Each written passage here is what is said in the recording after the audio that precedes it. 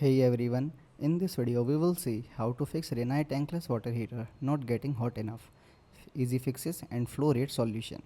Fix 1 is increase the water heater temperature. Turn on the Rinnai water heater, then press the up button on the controller, then set the temperature to 120 Fahrenheit or higher if needed. Then run the hot water again and check if it gets hotter. Second one is reduce the hot water flow rate. Turn off extra hot water buckets or shower, then avoid running appliances like the dishwasher or washing machine while showering. Then slightly reduce the hot water flow at the bucket. Then wait a few seconds and see if the water temperature increases. Third one is clean the water inlet filter. Turn off the water heater and close the water supply valve. Then locate the cold water inlet filter. Then remove the filter and rinse it under clean water.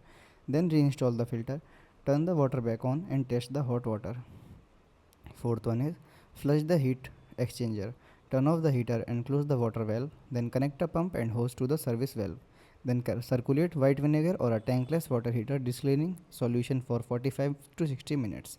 Then flush with clean water, reconnect everything and test the hot water. Fifth one is reset the Rinnai water heater. Turn the water heater off, then unplug it or switch off the breaker for about 30 seconds. Then restore power and turn the heater back on. Test the water heater again. Thanks for watching.